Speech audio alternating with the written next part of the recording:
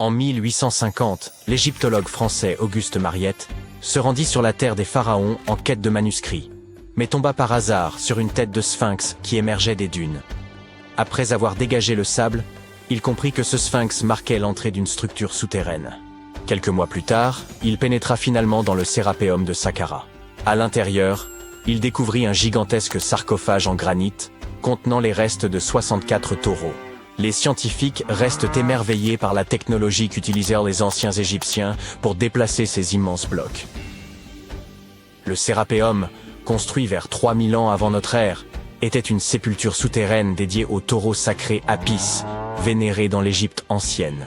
Il comportait un long corridor de près de 150 mètres, bordé de vastes salles de pierre. Certains sarcophages, pesant jusqu'à 100 tonnes, soit l'équivalent de 50 voitures moyennes, étaient réalisés avec une précision remarquable, présentant des angles parfaits de 90 degrés. Ornés de hiéroglyphes et de gravures, ces pièces détaillaient les récits et l'importance accordée au taureau Apis. Aujourd'hui, seuls 24 sarcophages subsistent. Dans l'Égypte antique, les taureaux Apis occupaient une place prépondérante en raison de leur lien avec le dieu Ptah. Ils étaient perçus comme porteurs de son esprit et de sa sagesse, tout en soutenant le pharaon et son peuple. Les prêtres identifiaient ces taureaux sacrés en recherchant des signes distinctifs. Un triangle blanc sur le front, symbole de lumière divine, une marque dorsale évoquant l'aile d'un vautour, et une forme de scarabée sous la langue, associée à la réincarnation. Lorsqu'un taureau portait ces marques, il était considéré comme élu par Ptah et traité avec vénération. Ces animaux vivèrent dans un temple dédié à Memphis, ville où l'on honorait Ptah, et bénéficièrent des soins les plus attentifs, ainsi que d'offrandes de visiteurs désireux de recevoir leur bénédiction. À leur mort, les taureaux Apis étaient momifiés et honorés avec la plus grande solennité. Lorsque Mariette pénétra dans le Sérapéum, il observa des traces de rouleaux sur le sol des galeries et découvrit 2 treuils horizontaux en bois, chacun muni de 8 leviers. Par la suite, d'autres explorateurs signalèrent la présence de doubles rails. Les chambres funéraires étaient situées à un niveau inférieur au sol du couloir. Pour positionner les sarcophages, les ouvriers remplissaient ces chambres de sable, permettant ainsi un déplacement en ligne droite.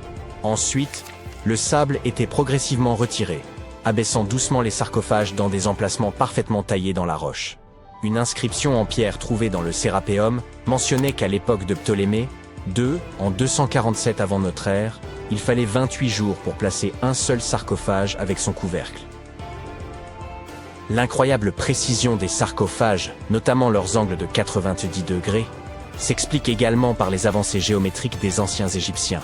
Dès 1850 avant notre ère, ils rédigèrent des traités de géométrie, démontrant qu'ils connaissaient une valeur approximative de pi et savaient calculer le volume d'une pyramide tronquée. Ces compétences avancées en mathématiques expliquent leur capacité, 5 siècles plus tard, à sculpter des surfaces parfaitement planes. Bien que tout cela puisse sembler logique, certains pointent des incohérences. La taille des sarcophages dépasse largement celle des taureaux, alors que les pharaons étaient inhumés dans de petits cercueils, à peine adaptés à leur corps. De plus, ces sarcophages, réalisés en granit avec une précision remarquable, auraient pu être fabriqués en calcaire, un matériau bien plus facile à travailler.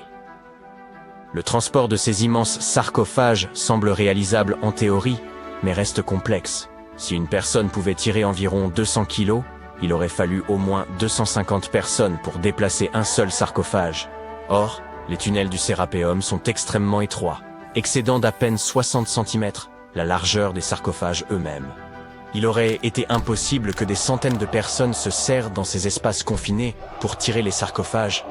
Et quand bien même, comment auraient-elles pu faire pivoter les blocs dans ces étroits couloirs, les abaisser dans leurs niches et les positionner parfaitement au centre? Pourtant, cela a été réalisé pas moins de 24 fois, chaque sarcophage étant impeccablement centré. De surcroît, les chambres étaient recouvertes de poussière, sans aucune trace de suie provenant des lampes, ce qui impliquerait de travailler dans une obscurité quasi totale. La fonction véritable de ces sarcophages pourrait toutefois avoir été différente. Bien avant l'ère des pharaons, les populations locales connaissaient déjà le processus de fermentation. Ce phénomène survient lorsque des micro-organismes, comme les levures, consomment des substances comme l'amidon, produisant ainsi du gaz carbonique et de l'éthanol. Il est donc possible qu'en Égypte ancienne, des aliments tels que l'orge, le pain ou même la viande aient été placés dans ces immenses coffres de pierre, puis scellés hermétiquement à l'aide de lourds couvercles. Ces sarcophages en granit, d'une précision remarquable, étaient pratiquement hermétiques, empêchant toute fuite. Lorsque la levure commençait à agir, elle générait progressivement du gaz carbonique, augmentant la pression interne. Les sarcophages, dotés d'une robustesse exceptionnelle, pouvaient supporter des pressions bien supérieures à celles des pneus de voiture. Sous l'effet de cette compression, les cristaux du granit produisaient une très faible charge électrique. Ce phénomène était possible grâce à la présence de quartz dans le granit, un matériau réactif à la pression. Par ailleurs, l'ajout de viande ou de parties animales aurait pu favoriser le développement des levures. La viande contient en effet de l'acide oléique, un élément nécessaire pour que les levures continuent de croître et résistent aux effets toxiques de l'éthanol qu'elles produisent. Ainsi, avec l'accumulation de gaz et la production d'électricité, ces sarcophages n'auraient pas uniquement servi d'anciens garde-manger, mais auraient pu être de véritables systèmes énergétiques. Au fil du temps, la pression interne devenait si élevée qu'elle pouvait repousser le couvercle, libérant le gaz avec un bruit sec. Toutefois, lorsque le sérapéum fut redécouvert en 1850, d'anciennes peintures montrèrent que des pierres étaient empilées sur certains couvercles. Cela suggère que, dans l'Antiquité, des efforts furent entrepris pour alourdir ces couvercles afin de limiter les pertes dues à la pression interne. Ce poids additionnel permettait également aux cristaux de quartz du granit de continuer à générer davantage d'électricité sous l'effet de la pression. Si quelqu'un ouvrait l'un de ces sarcophages de pierre plusieurs millénaires plus tard, il ne découvrirait à l'intérieur que les ossements des taureaux déposés à l'origine. C'est précisément ce que Mariette a mis au jour dans les années 1850. Peu après les premières fouilles effectuées au cours de la seconde moitié du XIXe siècle, le sérapéum fut ouvert aux visiteurs. Le prince de Galles, futur Édouard VII, aurait même déjeuné avec ses invités dans l'une de ses tombes. Bien que le site ait été rendu inaccessible pendant un certain temps à cause des sables et des séismes, il est aujourd'hui de nouveau possible de le visiter afin d'en percer le mystère. Grâce aux technologies modernes, nous pourrions bientôt résoudre de nombreuses autres énigmes historiques. Une équipe de scientifiques du musée Field d'histoire naturelle de Chicago a récemment utilisé un scanner spécifique pour analyser des momies égyptiennes sans les déballer. Les chercheurs ont soigneusement transporté 26 momies sur des chariots adaptés jusqu'au parking où se trouvait le scanner. Celui-ci a pris des milliers de clichés radiographiques détaillés de chaque momie et de leur cercueil. En regroupant toutes ces images, ils ont pu créer des modèles 3D révélant l'intérieur des momies, y compris les squelettes et certains artefacts. Ces images devraient permettre aux archéologues de mieux comprendre les pratiques funéraires égyptiennes, remontant à plus de 3000 ans. Bien que la phase de numérisation ait été réalisée en seulement 4 jours, l'analyse complète des données pourrait prendre jusqu'à 3 ans. Les chercheurs ont néanmoins déjà pu découvrir quelques détails personnels sur certaines momies. L'une des figures momifiées les plus célèbres du musée est Shennet Aa, une aristocrate ayant vécu dans l'Égypte ancienne il y a environ 3000 ans. Elle serait décédée à la fin de sa trentaine ou au début de sa quarantaine. Les embaumeurs avaient inséré du rembourrage dans son cou pour éviter qu'il ne s'affaisse, garantissant ainsi que son corps demeure intact à travers les âges. Ils avaient également placé des yeux artificiels dans ses orbites afin qu'elle conserve une apparence complète dans l'au-delà. Il y a environ 14 000 ans, des bâtisseurs venus d'un autre monde seraient descendus sur Terre. Leur objectif ? Contribuer à l'édification d'un vaste complexe de pierres formé de blocs parfaitement imbriqués. Pour cela, ils auraient employé une technologie très en avance sur leur temps. Et une fois leur tâche accomplie, ils se seraient volatilisés sans laisser la moindre trace. Il ne s'agit pas d'un récit de science-fiction, mais d'une hypothèse avancée pour expliquer le mystère de Pumapunku. Les scientifiques ne la reconnaissent pas officiellement, mais ils ignorent toujours comment, quand et par qui cette structure impressionnante a été construite. Pumapunku est un site intégré à une cité ancienne nommée Tiwanaku, qui se trouve non loin du lac Titicaca, en Bolivie. Tiwanaku occupe une place essentielle dans les traditions incas, car il considérait ce lieu comme le point d'origine de la création du monde. Les spécialistes estiment que Pumapunku aurait été édifié vers l'an 536 de notre ère. Les premiers Européens à le découvrir y sont parvenus en 1549 via l'expédition de Pedro Chieza de León. En son centre se trouve une large plateforme en terrasse, composée de gigantesques blocs de pierre, dont certains atteignent la taille d'un autobus, 8 mètres de long, 5 de large et 1 mètre d'épaisseur. Le plus imposant atteint un poids spectaculaire de 131 tonnes, soit plus que 20 éléphants réunis. Même les éléments plus petits sont comparables à la taille d'un canapé. Les archéologues pensent bon qu'il y avait au moins 5 grands portails, accompagnés de plusieurs autres, plus modestes, probablement inclus dans une structure monumentale. Le site a été construit à partir de 2 roches, le grès rouge et l'andésite, une des plus dures connues sur Terre. Ces blocs en forme de hache s'imbriquent comme les pièces d'un puzzle. Ils paraissent tous identiques, comme issus d'une production industrielle, ce qui semble invraisemblable pour une civilisation ancienne. Comme on l'a souligné, même les plus petits semblent démesurés. Chaque bloc a été sculpté avec des trous et des rainures d'une extrême précision. Les bâtisseurs réussirent à tracer des lignes parfaitement droites, découper des angles identiques, polir des surfaces nettes et percer des trous réguliers. Certains spécialistes pensent qu'ils recouraient à des techniques sophistiquées, bien qu'aucun outil n'ait été retrouvé. Il fallut un millénaire à d'autres pour atteindre une telle précision.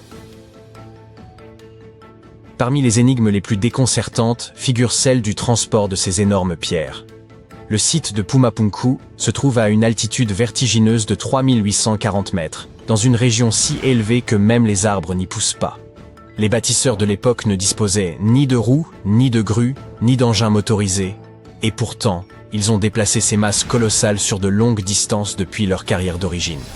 Certains avancent l'hypothèse de cordage en peau de lama et de rampe, mais la vérité demeure incertaine. La théorie la plus largement retenue attribue ce site monumental à la civilisation Tiwanaku, qui prospéra dans la région entre 500 et 1000 de notre ère. Le complexe était immense et structuré en plusieurs espaces. Une cour à l'ouest, une vaste zone ouverte au centre, et une cour orientale ceinte de murs de pierre.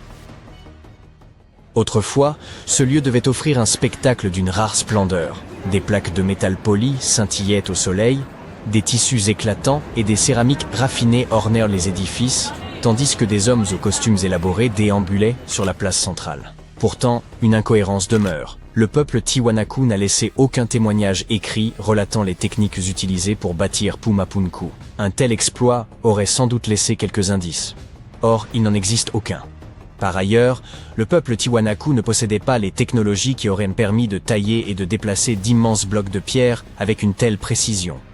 Les premiers historiens de l'architecture ayant analysé le site de manière rigoureuse ont estimé qu'un simple percuteur en pierre n'aurait jamais permis d'obtenir un tel degré de finesse. Et aucun outil métallique lié à cette construction n'a été mis au jour. C'est pourquoi on a émis l'hypothèse que les bâtisseurs ont pu recourir à des instruments atypiques que les chercheurs modernes n'auraient même pas identifiés comme des outils. Une théorie suggère que ces anciens bâtisseurs auraient pu découvrir un procédé permettant d'assouplir la pierre, la rendant ainsi plus facile à façonner avant qu'elle ne durcisse à nouveau. D'autres supposent qu'ils auraient versé de la roche liquide dans des moules, à l'image du béton que nous utilisons aujourd'hui. Si tel était le cas, cela impliquerait l'existence d'une civilisation avancée en Amérique du Sud, bien plus ancienne que ce que nous pensions. Certains relient même cette idée à la légendaire Atlantide ou à d'autres civilisations disparues qui auraient atteint un niveau de savoir remarquable avant d'être anéanties par quelques catastrophes. Les légendes locales racontent que des divinités dotées de pouvoirs surnaturels auraient façonné et soulevé les énormes blocs de pierre. D'autres gens avancent que Pumapunku était si sophistiqué que ses bâtisseurs auraient bénéficié de l'assistance de visiteurs venus du cosmos. Ces découpes d'une précision remarquable et ces pierres massives évoquent des techniques de construction contemporaines. Les partisans de cette thèse affirment également que certaines figures sculptées à Tiwanaku semblent arborer des éléments ressemblant à des casques, ce qui pourrait, selon eux, indiquer une origine extraterrestre. Pour contester cette théorie, des scientifiques de l'Université de Californie, à Los Angeles, ont entrepris de modéliser Pumapunku à l'aide de relevés anciens d'une extrême précision. Ils ont conçu une réplique numérique du site, puis en ont imprimé une version miniature, réduite à 4% de sa taille d'origine. Une fois les pièces imprimées, l'équipe les a triées selon leur taille, forme et motif, comme un gigantesque puzzle. Certains blocs possédaient des rainures spéciales pour accueillir des pinces métalliques, tandis que d'autres comportaient des gravures ornementales. Lorsqu'ils ont achevé la maquette, ils ont découvert qu'un bâtiment présentait un design familier, semblable à celui de 2 sites voisins. Ce constat a apporté la preuve que Pumapunku avait été construit par des humains. non par des visiteurs de l'espace. Au fil des siècles, des individus ont dérobé des pierres de Pumapunku et les ont dispersées ailleurs, ce qui a compliqué la tâche des archéologues. Pour pallier cela, l'équipe de l'UCLA a mis en place une archive numérique, permettant aux chercheurs du monde entier d'étudier ce site sans devoir se déplacer jusqu'en Bolivie. Ainsi, il est possible que de nouvelles découvertes viennent éclairer ce mystère. Un autre ouvrage ancien, toujours impressionnant de par sa précision extrême, est le Sérapéum de Saqqara, une vaste nécropole construite il y a environ 3000 à 3500 ans. Il fut découvert par hasard en 1850 par le scientifique français Auguste Mariette. À l'intérieur du Sérapéum, ce dernier découvrit un long couloir souterrain. De part et d'autre de ce corridor se dressaient d'immenses salles en pierre, abritant de gigantesques sarcophages faits de granit. Ceux-ci n'étaient pas destinés à des êtres humains, mais aux taureaux sacrés Apis. Ceux-ci étaient vénérés comme des rois, car on les croyait choisis par les dieux. Selon les Égyptiens, ces taureaux étaient les incarnations du dieu Ptah, et possédèrent des pouvoirs magiques destinés à protéger le royaume. Certains de ces sarcophages de pierre pesaient environ 70 tonnes. Ils se distinguaient par leurs angles parfaitement droits et leur surface lisse. Des marques de rouleaux sur le sol, ainsi que des treuils en bois munis de leviers, ont été découverts, témoignant des méthodes employées pour déplacer ces lourdes pierres. Étant donné que les chambres funéraires étaient plus basses que le sol du couloir, les ouvriers les remplissèrent de sable, y roulaient le sarcophage, puis retiraient lentement le sable afin de le faire descendre avec précision à sa place. Une inscription gravée dans le Sérapéum précise qu'il fallait 28 jours pour déplacer une seule de ces lourdes boîtes en pierre. Bien que ces sarcophages fussent destinés à des taureaux, ils étaient nettement surdimensionnés. En effet, les pharaons, souverains d'Égypte, étaient eux-mêmes enterrés dans de petits cercueils, ce qui rend l'existence de ces énormes sarcophages particulièrement étrange. Reste à élucider la raison pour laquelle le granit, pierre très difficile à travailler, fut préféré au calcaire. Certaines théories suggèrent que ces boîtes en pierre ne servaient pas uniquement de sépulture, mais pourraient avoir fonctionné comme d'anciens générateurs. Les Égyptiens maîtrisaient le processus de fermentation. Si l'on déposait des aliments ou de la viande dans une boîte en granit parfaitement hermétique, la fermentation engendrerait une accumulation de pression à l'intérieur. Le granit renferme du quartz, un cristal capable de produire de l'électricité lorsqu'il est comprimé. Lorsque cette pression augmentait, le couvercle de la boîte pouvait s'ouvrir brusquement, libérant ainsi le gaz accumulé. Des illustrations anciennes découvertes au Sérapéum montrent des pierres empilées sur ces coffres, peut-être destinées à alourdir les couvercles afin d'augmenter la production électrique. Des millénaires plus tard, les explorateurs qui ouvrirent ces boîtes ne trouvèrent que des ossements de taureaux, sans doute parce que toute matière organique avait disparu avec le temps. Encore aujourd'hui, les chercheurs demeurent incertains quant à la véritable fonction de ces gigantesques coffres de pierre, laissant ainsi le mystère entier. Un jour, je parcourais la jungle, muni d'une carte mal dessinée sur un morceau de tissu. Après des jours de marche, j'atteignis un ancien temple maya. Dès que j'y entrais, un bruit étrange se fit entendre. Je me retournai pour partir, mais soudain, le sol se fissura sous mes pieds, et je tombai directement dans une tombe vieille de 1600 ans. Finalement, j'eus de la chance. Ce jour-là, je ressortis chargé des jades étincelants, de coquillages sculptés, et je trouvai aussi un masque effrayant. Sa malédiction me hante toujours aujourd'hui. Bon, ça ne s'est peut-être pas passé exactement comme ça. Ou peut-être que ça ne m'est même pas arrivé. Hélas, l'archéologie dans la vraie vie, c'est pas comme les films d'Indiana Jones. Cependant, les découvertes peuvent être tout aussi importantes. Surtout au Belize, où des archéologues viennent de découvrir la première tombe identifiable d'un souverain dans la ville maya perdue de Caracol. Après 40 ans de fouilles. Une équipe a finalement réussi à ouvrir une chambre cachée, enfouie profondément sous une structure qu'ils avaient déjà étudiée. Et à l'intérieur de cette tombe, qui a environ 1600 ans, se trouvait Tekab Shak, le premier roi connu de Caracol. On traduit couramment son nom par « Dieu de la pluie et de la branche d'arbre », ce qui est très poétique et vraiment génial. Le roi Shak était considéré comme une divinité maya qui contrôlait la pluie, le tonnerre et les éclairs. Selon le folklore, il utilisait des haches pour frapper des serpents porteurs de pluie dans le ciel, et il se mettait à pleuvoir. Le roi enterré est considéré comme le fondateur de la dynastie. Et cette dynastie a duré plus de 460 ans. Et en jugeant par ce qui a été enterré avec lui, nous pouvons supposer que le roi Shak était très admiré. Sa tombe contenait des perles de jade, des os sculptés, des bijoux en coquillage et des vases en poterie rituelle. L'un de ces vases représente Ecchua, la divinité maya du commerce, recevant des offrandes. D'autres montrent des prisonniers liés. Les archéologues ont su qu'ils avaient trouvé une haute royauté lorsqu'ils ont remarqué des quantités considérables de cinabre rouge dans la tombe, un matériau rare et coûteux propre au monde maya. Il y avait aussi un masque en mosaïque de jade, assemblé comme un puzzle pour couvrir le visage du roi d'un vert éclatant. On n'utilisait pas seulement le jade parce qu'il est très brillant. Il était sacré et symboliquement associé à la vie et à la mort. Le jade poli scintille comme s'il avait été trempé dans de l'eau, et il est froid au début mais se réchauffe rapidement dans la main. Pour les anciens Mayas, cette qualité faisait du jade une substance vivante, respirante. Et pour cette raison, il possédait une grande importance religieuse et spirituelle. Les Mayas l'associaient au souffle de la vie, à la royauté, à l'éternité. Couvrir de jade le visage de quelqu'un montrait à quel point cette personne était importante.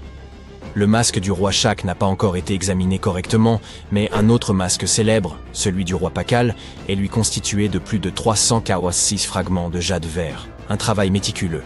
Mais ce qui est peut-être le plus fascinant, symboliquement à propos de ce roi, c'est qu'il était vieux, pas seulement parvenu au bout d'une longue vie, mais vieux au point d'être édenté. Pour nous, cela signifie qu'il ne sait pas bien nettoyer les dents. Parce que non, on ne perd généralement pas ses dents simplement en vieillissant, à condition qu'on maintienne une bonne hygiène bucco-dentaire et qu'on ait les soins adéquats. D'un autre côté, selon les légendes mayas, les édentés possédaient des pouvoirs spirituels. Les dirigeants et les chamans servaient d'intermédiaires entre les différents royaumes, et dans l'art, les divinités âgées ou du monde souterrain étaient souvent représentées sans dents. Et puisqu'on parle de monde, la cosmologie maya divisait l'univers en 3 couches. Le monde du haut était le domaine des dieux. Le monde du milieu était celui des hommes. Il reposait sur le dos d'une tortue ou d'un caïman géant et était entouré d'une mer primordiale. Et en dessous se trouvait le monde d'en bas, connu sous le nom de Xibalba, un royaume sombre et complexe, peuplé d'esprits et d'ancêtres. Et certaines personnes, notamment les dirigeants, les chamans et les anciens, étaient censés se déplacer entre ces mondes. Notre roi était un dirigeant, portait un nom de type divin et était un ancien édenté. Son niveau de puissance devait être incommensurable. Mais ce n'est pas tout. Voici le plus inquiétant. La tombe était enfouie sous une autre tombe, découverte en 1993. Les archéologues enquêtèrent sur une autre sépulture lorsqu'ils ont réalisé qu'une autre chambre était cachée en dessous. Une cachette intéressante. Remarquablement, ça a fonctionné. Pendant plus de 1600 ans, personne ne l'a trouvée. Cela fait de la tombe de Tekab Chahak la première jamais découverte à Karakol, qui puisse être définitivement liée à un souverain connu, grâce aux hiéroglyphes, au contexte funéraire et aux artefacts. Si vous n'êtes pas fan de géographie ou d'histoire, vous n'avez probablement jamais entendu parler de Karakol. Aujourd'hui, c'est une ruine isolée au cœur des jungles de l'ouest du Belize. Mais il y a environ 16 siècles, Karakol était l'une des plus grandes et des plus puissantes villes de tout le monde maya. À son apogée, elle s'étendait sur plus de 200 km², ce qui, pour référence, est plus vaste que l'actuelle Belize City. Sa population était d'environ 100 000 personnes. C'est plus que la plupart des villes européennes de l'époque. Et elle n'était pas seulement grande, elle était avancée. Karakol comptait des pyramides, des terrains de jeux de balles, des palais, des réservoirs et un système routier très complexe. Des autoroutes de calcaire s'étendant sur des kilomètres à travers la jungle. Des fouilles passées ont également mis au jour des pointes de flèches, des forêts, des fusailloles, des figurines et des outils du quotidien. La tombe de Tekab Chahak est l'une des 3 tombes principales trouvées dans l'acropole nord-est. Celle-ci est située près de Kahana. Le complexe architectural central de Karakol est l'un des plus hauts bâtiments construits par l'homme au Belize jusqu'à aujourd'hui. Il atteint une hauteur impressionnante de 43 mètres et comporte plusieurs étages où l'on trouvait l'élite et les temples. Mais même avec cette taille, trouver des tombes n'est pas du tout chose facile. La plupart ont déjà été pillées. Nous ne savons pas ce qui se cache encore là-bas. Et dans certaines zones, creuser risque de causer de dégâts. C'est pourquoi il a fallu des décennies aux chercheurs pour finalement trouver quelque chose d'intact. Toutefois, ils ont répertorié plus de 850 sépultures et 175 tombes à Karakol au cours de leur mission qui a duré 4 décennies. L'une des premières tombes, datant d'environ 350 de notre ère, est une sépulture par crémation contenant des artefacts rituels tels que des lames en obsidienne, des pointes de lance et des stylets de céramique associés au Mexique central. Si vous êtes archéologue, cette ville sera pour vous mine d'or historique. Mais les mines d'or historiques s'accompagnent souvent de mises en garde. Par exemple, n'entrez pas, le plafond pourrait vous tomber dessus. De plus, même si les scientifiques sont enthousiastes à propos de cette découverte, le roi est probablement agacé s'il peut réellement voyager entre les différents mondes. Alors, qu'est-ce qu'on fait maintenant que le repos éternel du roi a été perturbé? En ouvrant et en entrant dans la tombe de Tecabtchak, les archéologues ont pénétré dans un lieu sacré censé rester fermé. Les tombes mayas n'étaient pas simplement des trous dans le sol avec un cercueil joliment taillé. Elles étaient scellées comme des coffres cosmiques, fermés avec de la pierre, de la terre, et parfois des rituels de fermeture élaborés. L'idée, c'est qu'une fois refermée, ce que la tombe contenait ne devait plus être touché. L'archéologie à Caracol et dans d'autres villes mayas nous ont bien prouvé tout ça. Des couches épaisses et impénétrables, des offrandes définitives et des débris soigneusement déposés signifiant clairement que nul ne devait pénétrer à l'intérieur. Les archéologues d'aujourd'hui les traitent encore ainsi. Ils travaillent selon des lois et des protocoles stricts et font montre du plus grand respect pour ce que tout cela représentait pour les bâtisseurs d'origine. Cependant, il est étrange de penser à la mythologie et de se demander si Tchak va hanter les archéologues. Je suppose que nous verrons bien. Il ne devrait pas avoir peur. Il est vieux et n'a pas de dents. Peut-être qu'il les embêtera avec de la pluie. Après tout, il tient son nom d'une divinité pluvieuse, et nous ne connaissons toujours pas sa véritable puissance. Les Mayas étaient une civilisation fascinante, et leur structure compte encore parmi les plus mystérieuses que l'on puisse trouver. Bien qu'ils aient été isolés du monde connu, ils ont également construit des pyramides sans grue, cartographié le ciel nocturne sans télescope, et ils savaient comment enterrer un roi. Caracol est plein de secrets. Une tombe cachée sous une autre tombe, un roi édenté avec un masque effrayant, et le nom d'une divinité, c'est presque incroyable. Et étonnamment, on continue aujourd'hui de faire des découvertes. Alors peut-être qu'il n'est finalement pas trop tard pour moi. Mais d'abord, voyons un peu les conséquences de cette malédiction, d'accord ? Au cœur de la forêt amazonienne se trouve une caverne si vaste qu'elle défie l'entendement. Longue de 610 mètres, elle est assez grande pour qu'un être humain puisse y circuler librement. Ses parois sont marquées de profondes griffures énigmatiques. Et ce n'est pas un cas isolé. Si vous vous rendez dans le sud du Brésil, vous trouverez plus de 1500 cavernes similaires, allant de modestes terriers à de véritables galeries monumentales. Ces grottes n'ont rien des cavernes classiques pleines de chauves-souris. Il s'agit de ce que les chercheurs appellent des paléothériers, d'anciennes structures souterraines creusées par des bêtes si énormes qu'elles font paraître nos éléphants minuscules. Quoi qu'elle ait été, la créature responsable a excavé à elle seule l'équivalent de la masse de 800 éléphants. Je sais, cela ressemble encore à une grotte ordinaire, mais les spécialistes ont vite remarqué qu'elle était particulière. Ses parois étaient bien trop régulières, et le sol, remarquablement lisse. Or, ni l'eau ni l'érosion ne peuvent produire des marques aussi précises. Ces grottes brésiliennes constituent les plus vastes archives géologiques d'une activité animale connue. Comme si l'on entrait dans une habitation préhistorique bâtie par des créatures de la taille d'une voiture. Pour résoudre ce mystère, les chercheurs ont examiné les griffures sur les murs et ont conclu qu'elles avaient sans doute été faites par d'énormes paresseux terrestres. Une espèce nommée Valgyps, dont le poids pouvait avoisiner les 4 tonnes, et qui aurait pu dévorer en 3 jours l'équivalent de votre alimentation annuelle. Aussi massifs soient-ils, ces animaux ne pouvaient creuser seuls d'aussi longs tunnels, ils devaient collaborer. C'est pourquoi les scientifiques pensent que plusieurs paresseux utilisaient un même tunnel et le creusaient ensemble. Il se peut même que de gigantesques tatous aient contribué à l'ouvrage, car ils étaient des excavateurs extrêmement habiles, et eux aussi habitaient à cette région. D'accord, mais pourquoi un paresseux ou un tatou géant aurait-il besoin d'un terrier long de 610 mètres? Excellente question. Et la vérité, c'est que les scientifiques ne le savent pas encore avec certitude.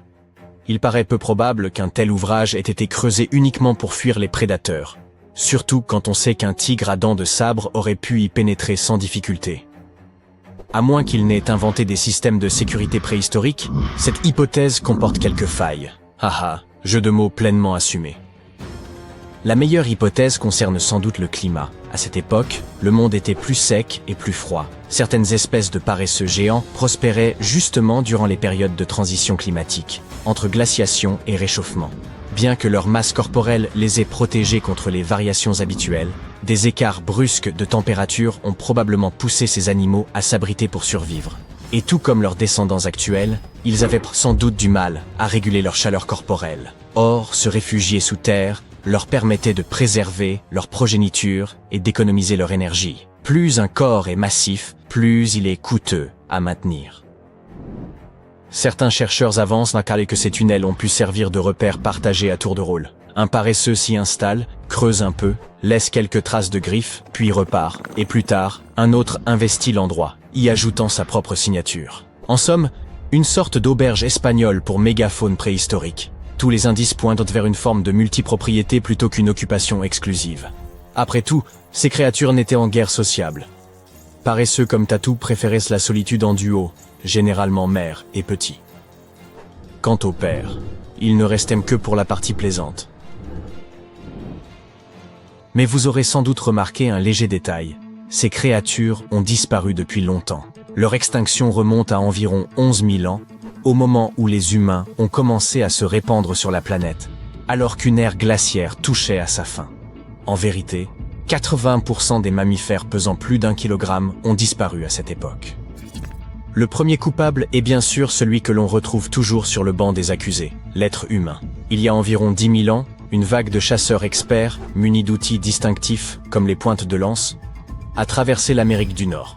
La théorie veut que la faune locale n'ait pas su réagir face à ce nouveau prédateur, devenant ainsi une proie facile. Une fois les grands herbivores éliminés, les carnivores ont décliné à leur tour faute de nourriture. Et la chasse n'a pas été le seul facteur. Les premiers humains ont sans doute aussi perturbé les écosystèmes, rendant la vie encore plus difficile pour les grandes espèces. Mais attendez, il y a un autre suspect, le changement climatique. À peu près à la même époque, le climat terrestre a connu un bouleversement majeur. Il est passé d'un froid extrême à un froid plus modéré. Pour situer, la température moyenne avoisinait les 8 degrés Celsius, ce qui a entraîné des saisons instables et la disparition progressive de nombreuses plantes. Et lorsque la végétation décline, les grands herbivores, comme nos paresseux géants, se retrouvent privés de ressources, ce qui les fragilise davantage. De nombreux chercheurs estiment aujourd'hui que les activités humaines et les bouleversements climatiques ont tous deux contribué à l'extinction, mais selon des modalités différentes suivant les régions. Ici, l'homme aurait rompu l'équilibre. Ailleurs, la nature seule aurait mené l'œuvre à son terme. Quoi qu'il en soit, cette conjonction fatale a scellé la fin des géants. Il s'avère qu'une taille colossale n'est pas toujours un avantage. Les grands animaux vivent plus longtemps et se reproduisent lentement, ce qui les rend extrêmement vulnérables lors des catastrophes. Et leur rétablissement est d'une lenteur dramatique. Après la disparition des dinosaures, par exemple, il a fallu près de 15 millions d'années avant que de nouveaux méga-mammifères n'émergent à leur tour. La dernière extinction majeure remonte à environ 12 000 ans. Une durée bien trop courte pour permettre l'évolution de nouvelles créatures massives. Les plus grands animaux terrestres d'aujourd'hui, comme les éléphants, les rhinocéros ou les bisons, ne sont pas de jeunes espèces. Ce sont les survivants aguerris d'un ancien cataclysme. Et nous partageons encore la planète avec le rorqual bleu, le plus grand mammifère ayant jamais existé. Mais pourquoi certains animaux préhistoriques sont-ils devenus si énormes au départ? En réalité, la taille offre plusieurs avantages. Malgré tout ce que l'on sait sur l'extinction, elle protège des prédateurs et apporte un avantage dans la lutte pour la nourriture. Quand les herbivores prenaient de l'ampleur, les carnivores devaient suivre, sous peine d'être dépassés. L'environnement joue aussi un rôle fondamental. Les animaux à sang froid peuvent grandir davantage dans les régions chaudes afin de mieux dissiper la chaleur, tandis que les géants à sang chaud s'épanouissent dans les climats froids pour mieux conserver la leur. Un paléontologue a avancé que certains végétariens de taille démesurée avaient besoin d'un ventre énorme juste pour digérer les plantes ligneuses de leur époque, comme s'ils transportaient un bar à salade dans leur abdomen. Il faut aussi parler de l'oxygène. À l'époque, l'atmosphère terrestre en contenait bien plus qu'aujourd'hui. Et cela change tout, surtout pour les espèces dotées de systèmes respiratoires peu efficaces, comme les insectes. Ce surplus d'oxygène leur permettait de croître davantage et d'être plus actifs. Un véritable mode turbo offert par la nature. Il convient également de mentionner les os, en particulier ceux qui étaient de plus légers. Nombre de dinosaures géants possédèrent des sacs aériens intégrés à leur squelette, à l'image des oiseaux actuels. Leurs os restaient solides sans devenir trop lourds, ce qui leur permettait d'atteindre une taille impressionnante sans s'effondrer sous leur propre poids. Ces sacs aériens servaient aussi au refroidissement, ce qui est vital quand on est littéralement une chaudière ambulante de muscles. À l'inverse, les mammifères modernes subissent les limites imposées par la gravité et la biologie. Des corps plus volumineux exigent un cœur plus robuste, des poumons puissants et une pression sanguine suffisante. Or, la terre ferme n'apporte que peu de soutien. C'est aussi ce qui explique pourquoi les baleines ont dépassé les dinosaures en taille. L'océan agit comme un système de soutien naturel. Grâce à la flottabilité, leur masse est portée, ce qui permet au rorqual bleu d'atteindre une masse impressionnante de 150 000 kg, sans finir aplati. Sur la terre ferme, une telle corpulence poserait de graves problèmes physiologiques. Ainsi, les anciens géants n'étaient nés pas de simples bizarreries de la nature, mais le fruit d'un équilibre précis entre air, nourriture, environnement et lois physiques travaillant de concert. Cette extinction fut certes une tragédie pour les paresseux géants, ces véritables ingénieurs de la nature, mais elle nous a sans doute évité de cohabiter avec des insectes de la taille de corbeaux, comme certains méganisoptères, ou encore des 1000 pattes de près d'1,80 m de long. Gloops! Sur ce, si vous le permettez, je vais aller rendre hommage aux paresseux modernes, lents, petits, et heureusement incapables de remodeler la planète, ou de me provoquer des crises de panique entomologique. Des pas résonnèrent derrière lui. Le cœur battant la chamade, il bondit vers la statue imposante, de ses doigts cherchant la crevasse dissimulée. Le temps pressait. Il l'enfonça au moment où les cris se rapprochaient. Il respira profondément, son cœur comme un tambour. Puis il courut, disparaissant dans l'obscurité, laissant son secret enfoui dans la pierre, en attente d'être découvert. Au cours de l'histoire, les statues n'ont pas seulement été les gardiennes silencieuses du passé. Elles ont aussi servi de cachette, certains objets disparaissant pour toujours, d'autres découverts au hasard des fouilles. Découvrez leurs secrets les plus mystérieux. En 2016, alors que des experts australiens préparaient une statue vieille de 645 ans pour une vente aux enchères, ils découvrirent qu'elle abritait un secret. Un billet de banque ancien dissimulé à l'intérieur de sa tête creuse. Émis en 1371 sous l'empereur Zhou Yuanzheng, le billet valait 1000 pièces de cuivre ou 28 grammes d'argent. Plus frappant encore, il portait un avertissement sinistre. Malgré que la statue ait eu plusieurs propriétaires, personne n'eut connaissance de ce billet pendant des siècles. Rare vestige d'une époque où la monnaie en papier était encore une nouveauté, ce billet fut rapidement mis aux enchères, poursuivant son voyage à travers le temps dans le monde moderne. Les statues sont devenues plus que de simples symboles. Elles étaient à présent les gardiennes et conservatrices de l'histoire, et parfois même des outils salvateurs. En 2017, des experts en restauration qui travaillaient sur une statue du XVIIIe siècle en Espagne firent une découverte remarquable. Dissimulées dans l'intérieur creux de la statue se trouvaient 2 lettres écrites en 1777, offrant un aperçu de la vie quotidienne, des coutumes locales et de l'économie de l'époque. De manière similaire, en 2023, lors de rénovation à l'Académie militaire des États-Unis à West Point, une boîte fut découverte à l'intérieur du socle de marbre d'une statue représentant le héros Tadeusz Kościuszko. Placée là il y a presque 200 ans, cette capsule temporelle nous offre un lien tangible avec le passé riche en histoire de l'institution. Le mystère entourant les statues et leur potentiel à dissimuler des secrets s'étend à certains des monuments les plus emblématiques du monde. Peu d'endroits sont aussi enveloppés de mystères que le grand sphinx de Gizeh. Pendant des siècles, archéologues, historiens et explorateurs ont spéculé sur ce qui pourrait être caché sous sa massive silhouette de calcaire. Certaines personnes pensaient que le sphinx dissimulait la légendaire salle des archives, une hypothétique bibliothèque contenant un savoir ancien, peut-être même la sagesse perdue de l'Atlantide. Ces dernières années, les avancées technologiques des radars à pénétration de sol ont révélé des cavités sous le sphinx, amenant de nombreux experts à croire que la statue pourrait cacher des chambres ou des passages encore inconnus, certains éventuellement liés à des tombes royales ou à des structures souterraines. L'existence potentielle de chambres cachées sous le sphinx captive notre imagination depuis des générations. Mais ce qui est peut-être encore plus intriguant, c'est le travail récent, effectuée par des chercheurs de l'Université de New York, qui ont étudié les forces environnementales qui ont façonné le sphinx.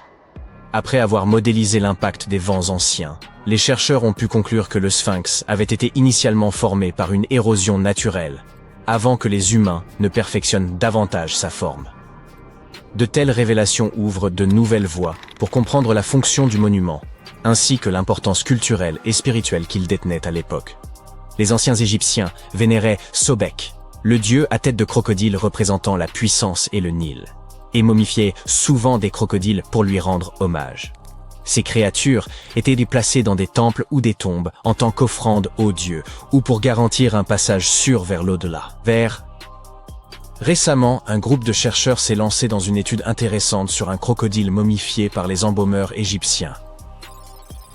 Ils ont utilisé un scanner qui leur a révélé toutes sortes de détails fascinants sur la façon dont ce crocodile avait vécu et ce qui était arrivé à son corps par la suite. Pour les anciens Égyptiens, les animaux n'étaient pas simplement des compagnons domestiqués.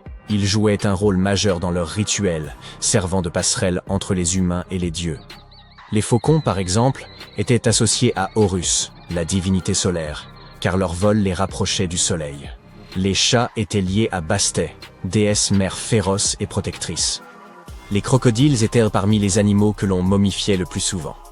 On considérait ces reptiles comme des symboles de Sobek, le seigneur du Nil, dont la présence annonçait la crue annuelle qui apporterait l'eau et le sol fertile nécessaires à l'agriculture. Dans le passé, l'étude de tels artefacts risquait souvent d'endommager la momie, mais grâce aux techniques d'imagerie moderne, les chercheurs ont pu examiner le crocodile sans l'abîmer. Les radiographies et les scanners ont révélé que le système digestif du crocodile était rempli de petites pierres appelées gastrolites, que les crocodiles ingèrent souvent pour faciliter leur digestion et maintenir leur flottabilité. Au milieu de ces pierres, ils ont aussi trouvé un hameçon en métal et un poisson. Cela suggère que ces grands crocodiles momifiés étaient capturés dans la nature à l'aide d'hameçons et de poissons. Cela correspond à ce que les historiens grecs anciens ont écrit sur la vie en Égypte. Enfin, presque. Les Grecs croyaient que les Égyptiens utilisaient des porcs pour attirer les crocodiles.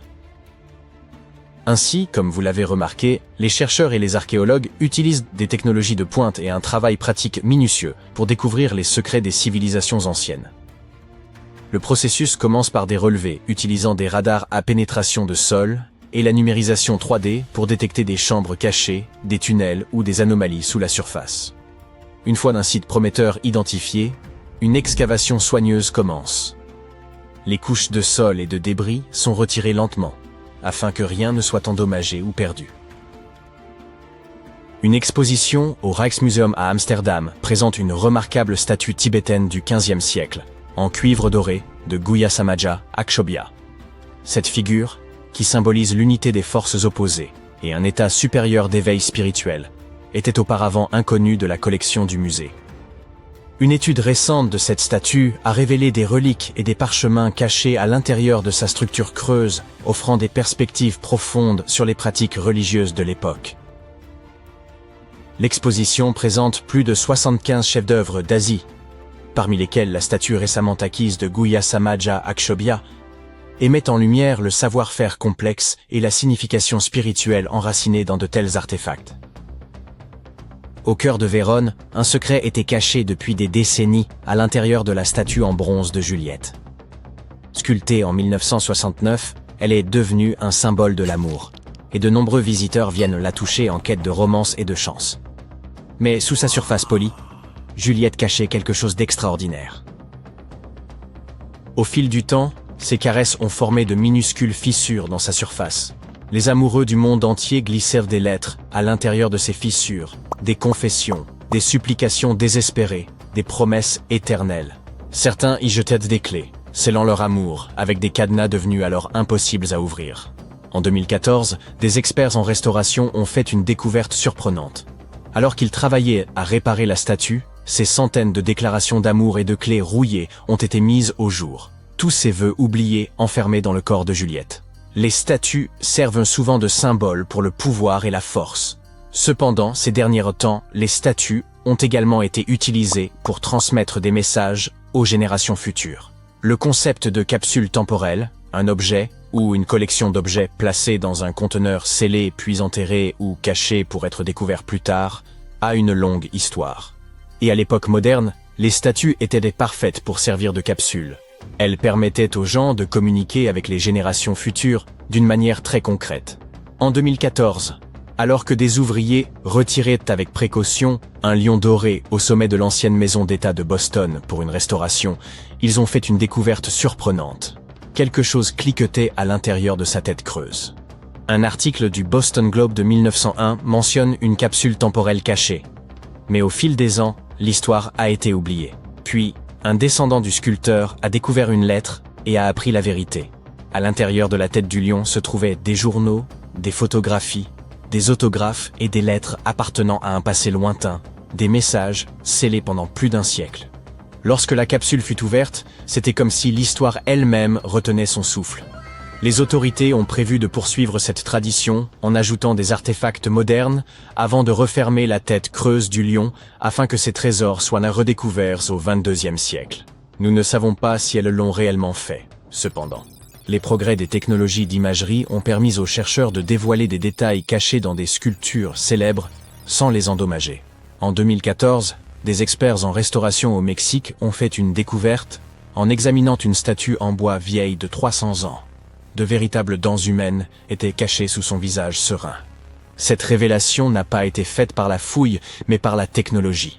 Lorsque les préservationnistes ont pris une radiographie de la statue, s'attendant à trouver des détails structurels, ils ont vu une denture parfaite, intégrée dans la bouche. Contrairement à d'autres statues historiques de la région, qui contenaient parfois de vrais cheveux que les gens avaient donnés aux statues, cette découverte était complètement inattendue. Quand tu entends parler de ruines anciennes, tu ne les imagines jamais suspendues quelque part, ou simplement accrochées à la branche d'un arbre, n'est-ce pas? En fait, pour la plupart des objets anciens que nous avons exposés dans les musées du monde entier, les archéologues ont fait un travail de fouille impressionnant. Tu vois, les bâtiments ont cette drôle de façon de se dégrader avec le temps si l'on n'en prend pas soin correctement. Parfois, nous devons réutiliser certains matériaux de construction, et une bâtisse plus ancienne peut alors être sacrifiée dans le processus.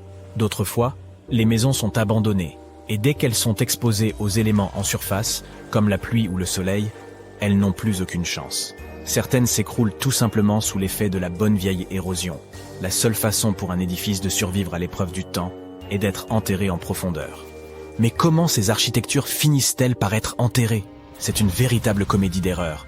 Les villes anciennes avaient l'habitude d'élever progressivement le niveau de leur sol, comme un enfant qui ajoute des garnitures à sa coupe glacée. En effet, ces colonies étaient toujours occupées à collecter de la nourriture et des matériaux de construction pour faire face à l'augmentation constante de leur population.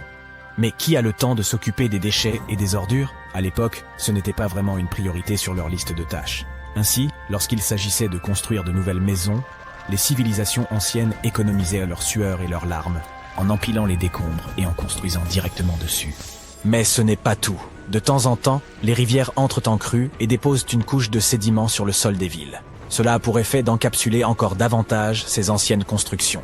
Et dans les régions sèches, comme le désert, où le vent aime à montrer ses mouvements de danse de sable et de poussière, tu peux parier que c'était une lutte constante pour garder les établissements propres.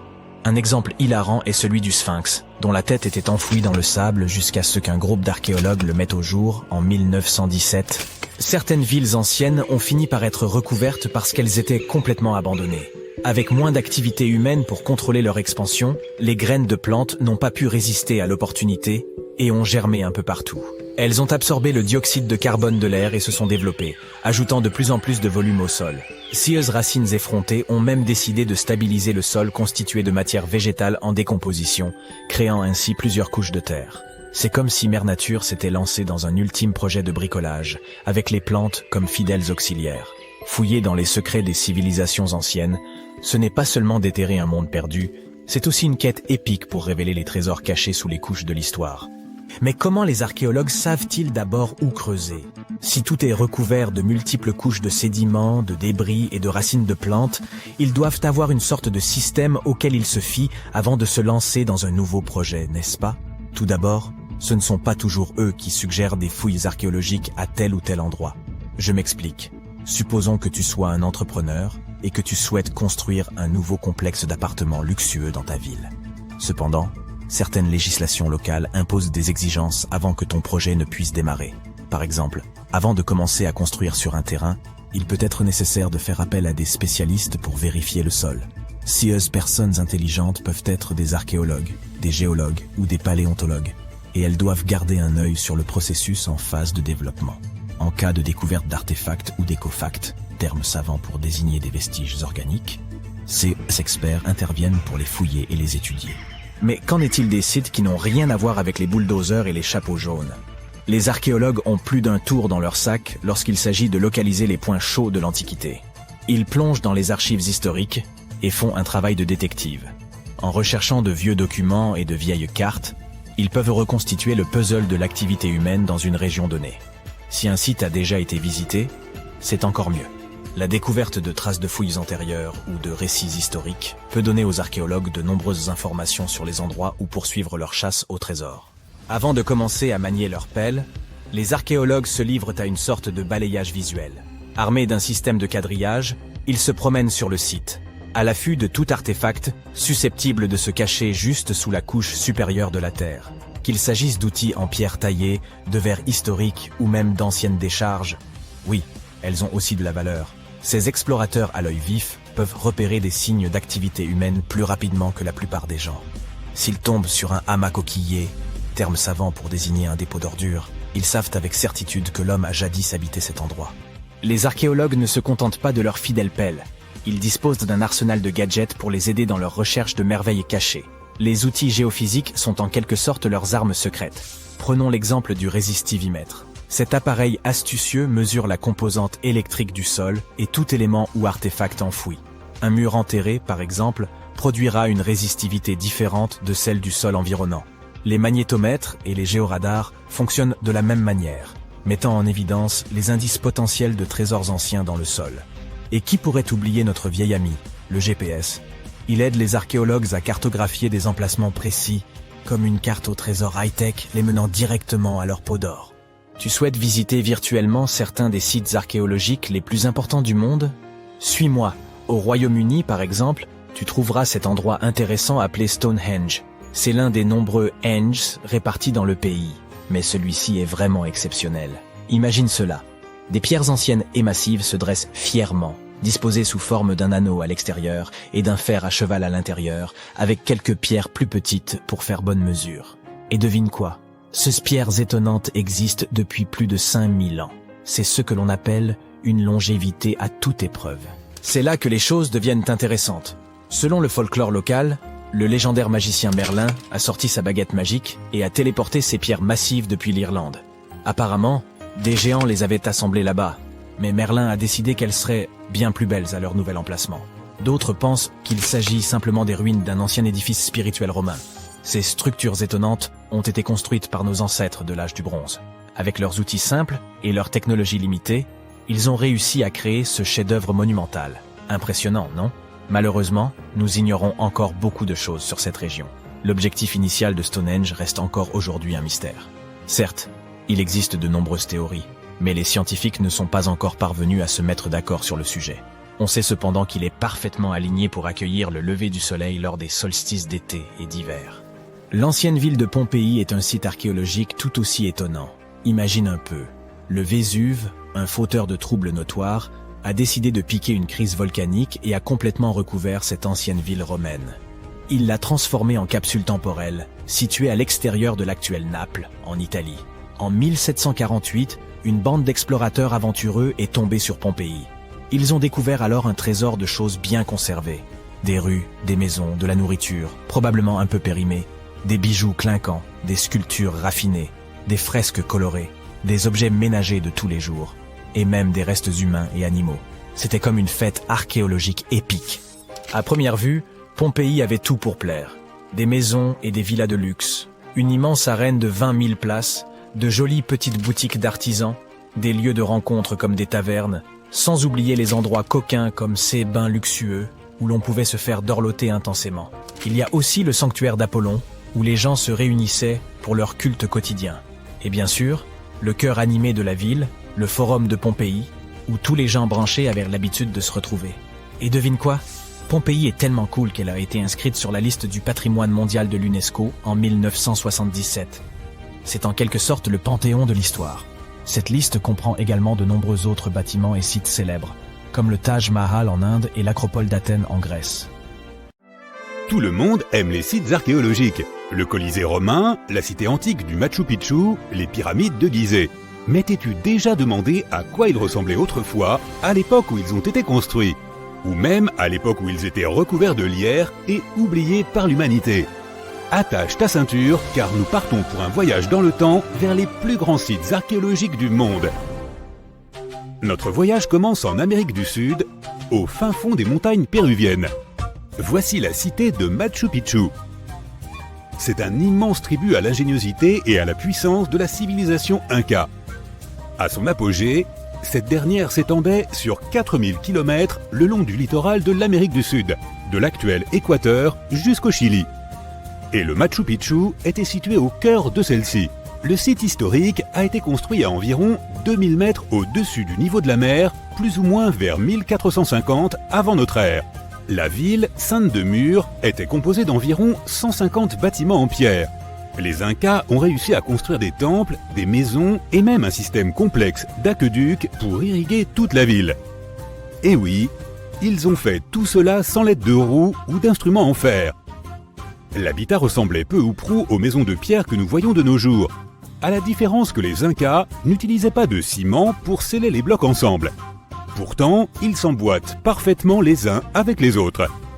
En plus de cela, les Incas ont dû développer une technologie antisismique rudimentaire mais efficace, puisqu'en cas de tremblement de terre, les pierres tremblaient sans s'effondrer.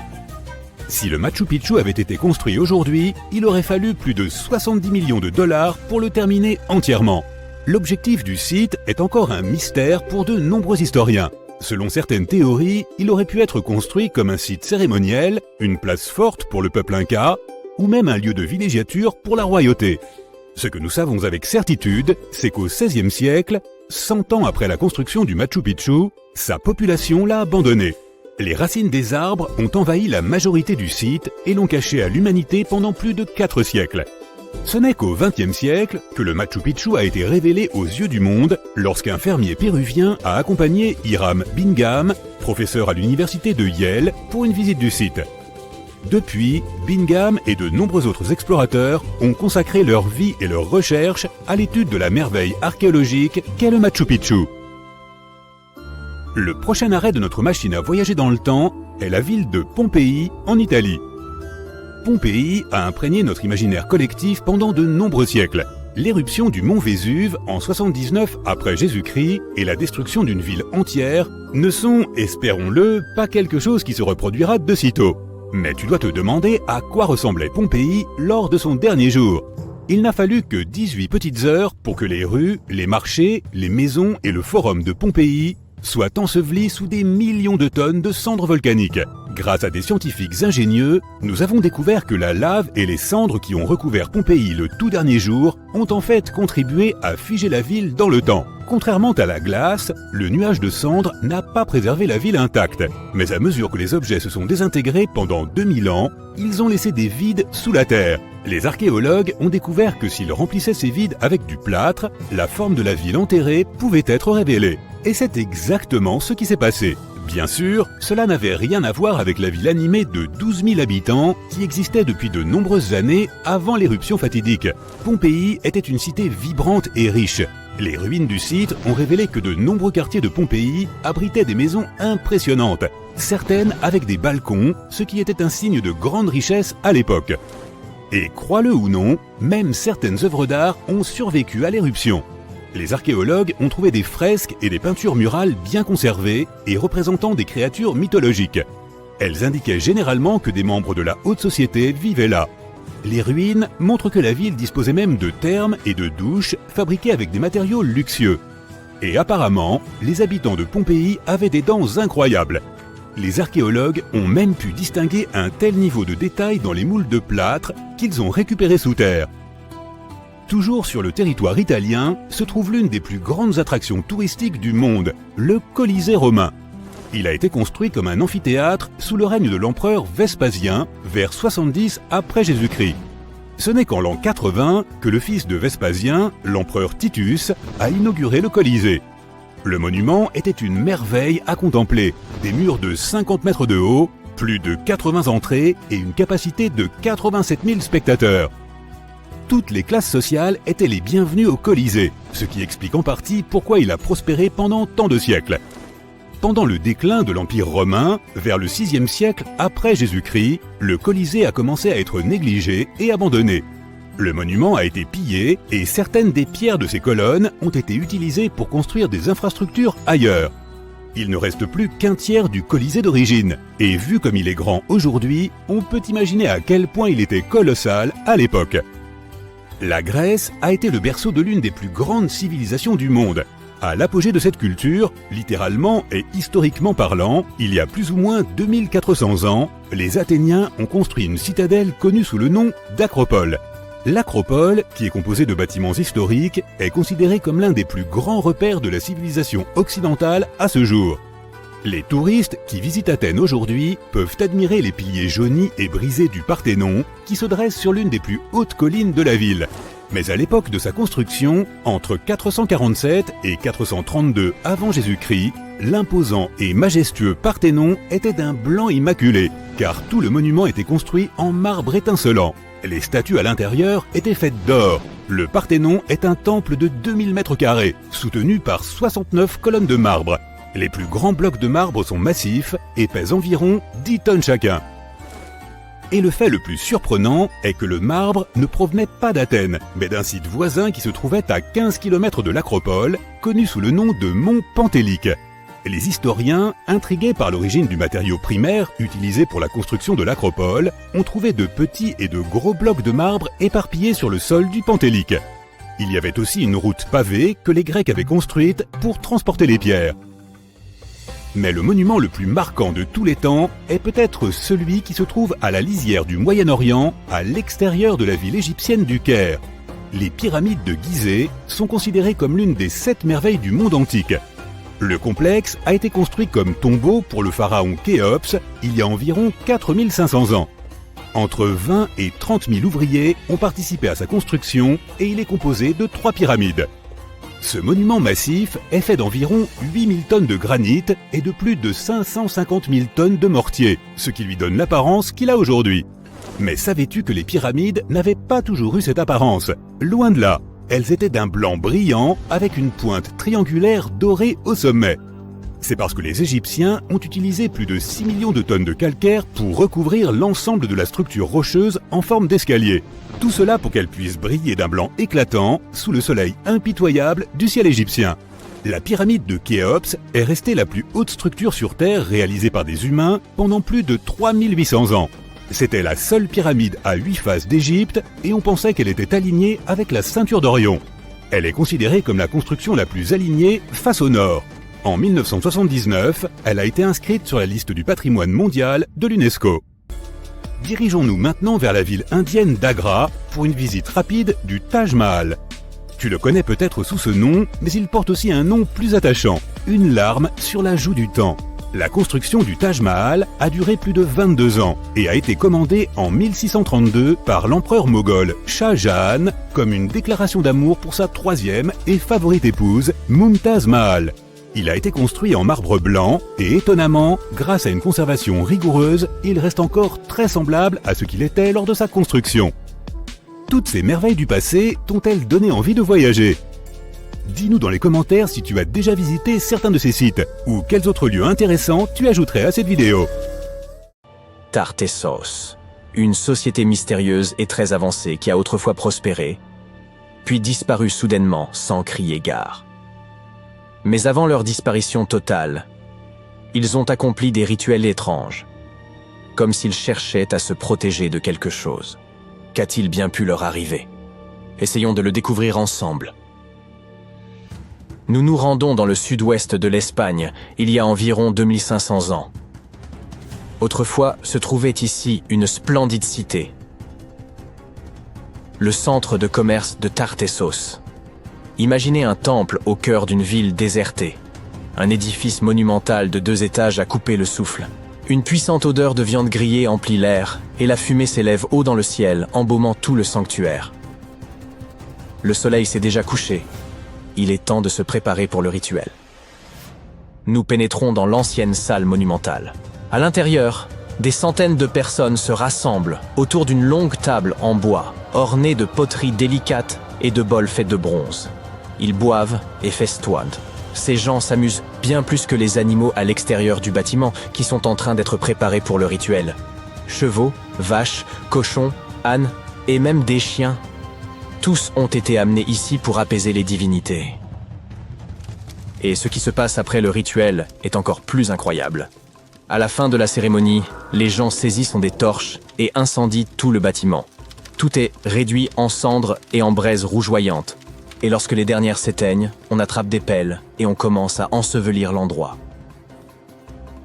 Il leur faudra plusieurs jours pour enfouir l'ancien sanctuaire sous des tonnes de terre. Ils travaillent sans relâche. À certains endroits, l'épaisseur des couches de boue et d'argile atteindra plus de 4 mètres.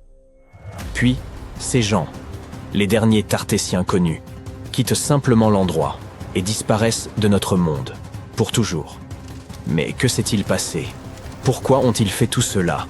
Commençons par le commencement. Tartessos a été mentionné pour la première fois dans des textes grecs et romains il y a plusieurs milliers d'années. Mais pendant longtemps, nous ne savions pas exactement de quoi il retournait. Toutes ces descriptions étaient aussi confuses que contradictoires. Certains archéologues pensaient que Tartessos était un port maritime. D'autres croyaient qu'il s'agissait d'une rivière ou d'un réservoir. Certains allaient même jusqu'à suggérer un lien avec la mythique Atlantide, une idée vite rejetée par la communauté scientifique, faute de preuves. Mais aujourd'hui, enfin, nous connaissons la vérité. Tartessos était une ancienne civilisation située sur la péninsule ibérique, l'une des régions les plus méridionales d'Europe. Elle a prospéré du 9e au 5e siècle avant Jésus-Christ, avant de disparaître soudainement, il y a environ 2500 ans. Cette civilisation était prospère. La région possédait d'importantes réserves de métaux, se favorisant une économie florissante. De l'argent, du cuivre, du plomb et d'autres ressources étaient extraits des montagnes locales de la Sierra Morena. Presque tous les habitants s'adonnaient au commerce, une activité répandue chez eux. N'est-il pas étrange qu'il reste si peu de traces de leur existence ? Peu de monuments de leur culture ont subsisté jusqu'à aujourd'hui. En tout, les scientifiques ont pu identifier environ 20 sites archéologiques liés à Tartessos à travers toute l'Espagne.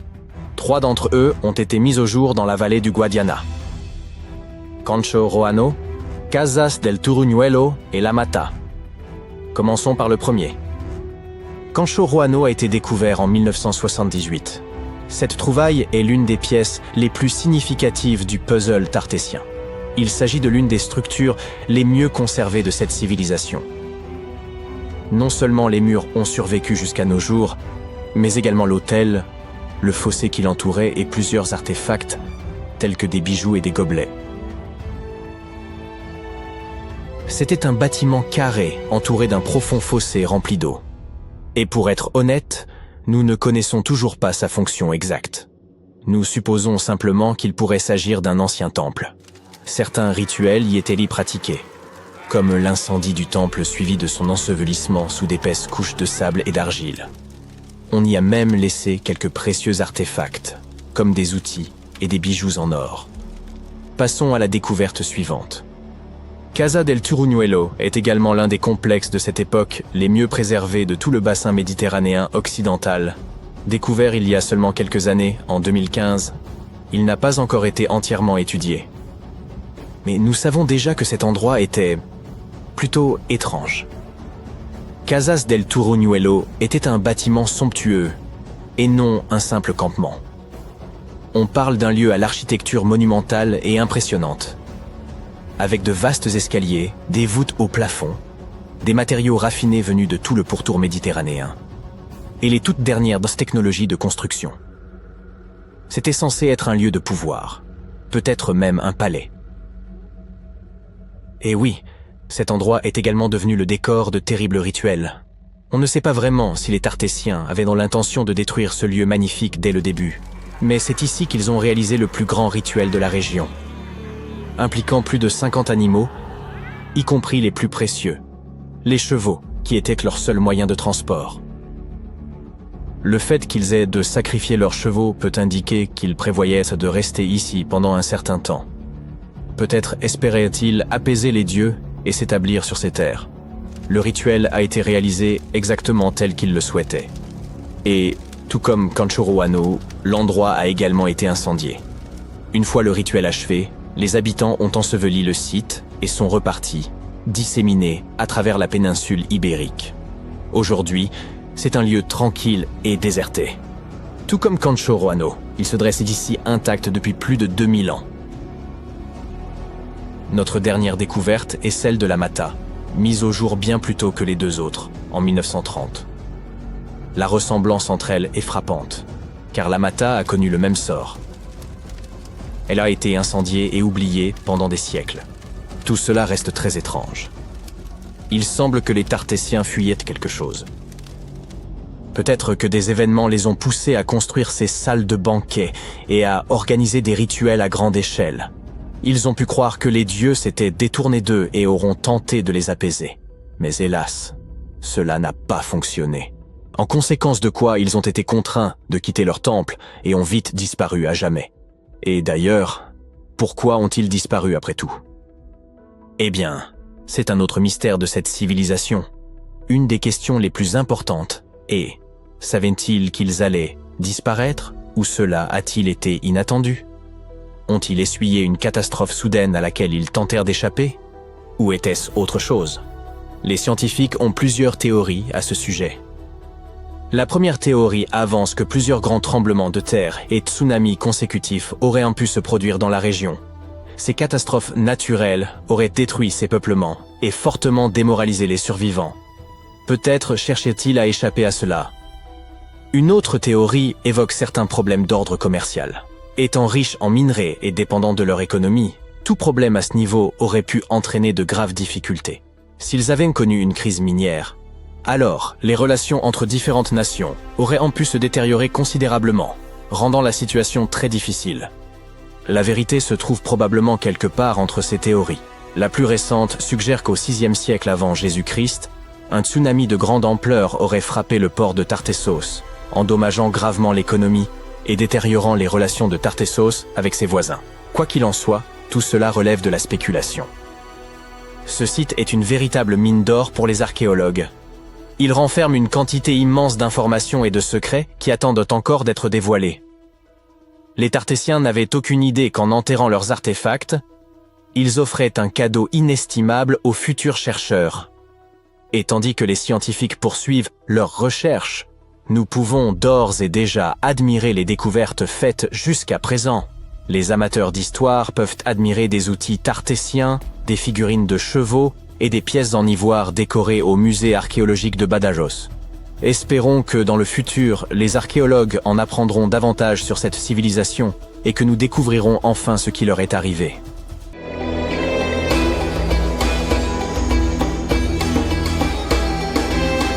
La Grande Pyramide a été créée comme lieu de repos éternel pour le monarque égyptien antique Khéops. Selon la légende, Napoléon est entré dans la Grande Pyramide et en est ressorti secoué et très pâle. Il n'a jamais révélé ce qu'il a vu à l'intérieur, mais quoi que ce fût, on dit que cela l'a affecté pour le reste de sa vie. Lorsque Napoléon est entré dans la pyramide, il aurait traversé un passage très étroit et ascendant. Il aurait ensuite traversé un autre couloir appelé la Grande Chambre. Ce couloir aurait été beaucoup plus haut que le précédent et aurait également été pavé. Il aurait ensuite atteint la Chambre du Roi, la pièce maîtresse de la Grande Pyramide, qui était bordée d'énormes blocs de granit. Mais elle n'aurait pas eu l'air aussi grandiose que nous pouvons l'imaginer. Aucun hiéroglyphe ne décore ces murs, car les Égyptiens n'ont commencé à décorer les chambres funéraires des pyramides que bien plus tard. Les tombes des pharaons au cœur de la pyramide auraient aussi été remplies de trésors, des pièces en or, aux bijoux les plus précieux du monde. Mais tout cela aurait été pillé il y a bien longtemps. La seule chose qui serait probablement restée à l'intérieur aurait été un énorme sarcophage qui aurait autrefois contenu la momie du roi. Il serait aussi passé devant la chambre de la reine. Mais cette pièce n'a probablement pas accueilli de reine, car les pyramides n'étaient généralement construites que pour une seule personne. Des tunnels mystérieux partent de là. À ce jour, personne ne sait vraiment à quoi ils servent. Et ce n'est pas la seule chose mystérieuse et effrayante que Napoléon ait pu rencontrer, car les histoires de pharaons laissant des malédictions anciennes sur les pyramides sont légion. De nombreuses pyramides portaient des avertissements écrits à l'extérieur racontant les choses horribles qui arriveraient à ceux qui entreraient et troubleraient la paix des lieux. Nous ne savons peut-être pas ce que Napoléon a trouvé exactement dans la grande pyramide qui l'a tant effrayé, mais nous savons avec certitude ce qui a été trouvé dans la tombe de Toutankhamon. Toutankhamon était un pharaon égyptien qui n'avait que 8 ou 9 ans lorsqu'il est monté sur le trône. Il est devenu un phénomène culturel lorsque sa tombe a été découverte presque entièrement intacte en 1922. Son tombeau se trouve dans la vallée des rois à Thèbes, l'actuel Luxor, qui se trouve en Égypte. Contrairement à la Grande Pyramide, le tombeau de Toutankhamon était couvert de magnifiques décorations murales. Les murs racontaient l'histoire de son voyage vers l'au-delà à travers les enfers. Les Égyptiens croyaient que chacun devait accomplir ce voyage, alors ils remplissaient les tombes d'objets et de peintures pour aider les morts à y parvenir. Il y aurait aussi eu des sortilèges peints sur les murs. Ils pensaient que cela aiderait les gens à passer dans le royaume suivant. Ce voyage serait assez long, c'est pourquoi les anciens Égyptiens remplissaient aussi les pyramides de nourriture. La pyramide de Toutankhamon était remplie de 8 paniers de fruits. On y a même trouvé des fruits de palmier doum. Les pièces étaient remplies de meubles, de statues, de vêtements et de bâtons, parmi tout un tas d'autres choses. On aurait probablement trouvé aussi beaucoup de vêtements et de bijoux coûteux dans les pyramides. Les anciens Égyptiens voulaient que leurs ancêtres voyagent avec style dans l'au-delà. Ils ont placé Toutankhamon dans sa dernière demeure avec plus de 50 pièces d'habillement, toutes de la plus haute qualité. Il y avait des tuniques, des foulards, des gants et des coiffes, et une tonne de bijoux, ainsi que des bracelets, des pendentifs, des colliers, des bagues et des scarabées pour le protéger. Chacun d'entre eux était fait d'or ou de pierres précieuses. Il y avait aussi des éventails en plumes d'autruche pour garder le jeune pharaon au frais sous le chaud soleil égyptien. Mais la température à l'intérieur des pyramides n'a jamais vraiment dépassé les 20 degrés Celsius. Les anciens Égyptiens ont mis au point un système de climatisation très sophistiqué que nous ne comprenons pas encore complètement aujourd'hui. La pyramide de Toutankhamon contenait aussi 130 bâtons de marche en ébène, ivoire, argent et or pour l'aider dans son voyage. Il y avait 3 chars cachés au cas où il se fatiguerait de toute cette marche. 11 pagaies de bateaux ont également été placés à l'intérieur, mais il n'y avait aucune trace d'une quelconque embarcation. Les pyramides auraient été jonchées des senteurs et des parfums préférés du pharaon. Pendant les fouilles du tombeau de Toutankhamon, il est rapidement apparu qu'elle avait été en partie dévalisée pendant l'Antiquité. Les portes avaient été endommagées et des traces d'huile avaient été laissées dans des bocaux vides. Il semble que quelqu'un ait fait un raid sur la pyramide pour récupérer l'or, les parfums et les huiles qui avaient été laissés pour le roi Tout. Il restait encore un peu de parfum fait d'huile de noix de coco et d'encens dans un flacon. Il semble que le pharaon Toutankhamon aimait les jeux de société. Il y avait un plateau en ivoire de jeux de scénettes dans sa pyramide. Bien que nous ne sachions pas exactement comment y jouer, nous avons compris qu'il s'agissait d'une sorte de version égyptienne du backgammon. Il semble que c'était un jeu à 2 joueurs où le but était d'éjecter son adversaire du plateau. Reste à savoir contre qui pouvait bien jouer la momie de Toutankhamon. Les anciens Égyptiens avaient certains rituels qui peuvent nous sembler assez étranges. Par exemple, ils avaient l'habitude de se raser les sourcils si jamais ils perdaient un chat. Il n'est donc pas trop surprenant qu'ils aient mis des choses vraiment bizarres à l'intérieur des pyramides. Les archéologues ont découvert une collection de chats momifiés et de scarabées dans des pyramides datant de plus de 4000 ans. Ils ont été trouvés dans les pyramides de Saqqara qui se trouvent au sud du Caire. Ils ont aussi trouvé du matériel de maquillage et des miroirs à l'intérieur. Le maquillage était porté fièrement par les hommes et les femmes à l'époque de l'Égypte ancienne. L'eyeliner était le produit cosmétique le plus populaire. La pierre de Rosette est l'une des découvertes les plus significatives jamais faites dans les pyramides. Elle a été trouvée par l'armée de Napoléon Bonaparte. C'est une pierre de granit noir qui date de 196 ans avant Jésus-Christ. Elle est transcrite en grec, en démotique et en hiéroglyphique. Lorsqu'elle a été traduite en 1822, nous avons obtenu la clé pour comprendre les hiéroglyphes de l'Égypte ancienne pour la toute première fois. La découverte de la momie de la reine Hatshepsut en 1903 a changé à jamais notre compréhension des anciens Égyptiens. Après son décès, son successeur Thoutmôsis III a supprimé la plupart des preuves de son règne. si bien que nous ne savions pratiquement rien de l'une des premières grandes dirigeantes d'Égypte. Elle est maintenant devenue l'une des rares et des plus célèbres pharaons. Le pharaon Khéops avait un bateau entier dans sa pyramide. Les archéologues ont découvert plus de 1200 morceaux d'un bateau géant près de la grande pyramide de Gizeh. Ils ont réassemblé le bateau et il fait une longueur impressionnante de 43 mètres. Il s'agit très probablement d'un bateau solaire qui a été conçu pour transporter le roi ressuscité auprès de la divinité Ra. Fait amusant, la pyramide de Gizeh est la dernière des 7 merveilles du monde antique. Les 6 autres sont les jardins suspendus de Babylone, le colosse de Rhodes, le temple d'Artémis, le mausolée d'Halicarnasse, le phare d'Alexandrie et la statue de Zeus à Olympie. Cette pyramide a également été la structure artificielle la plus haute du monde pendant 3800 ans. Pour ériger la plus grande pyramide d'Égypte, il a fallu un nombre stupéfiant de 2,3 millions de blocs de calcaire, dont certains pesaient jusqu'à 80 tonnes.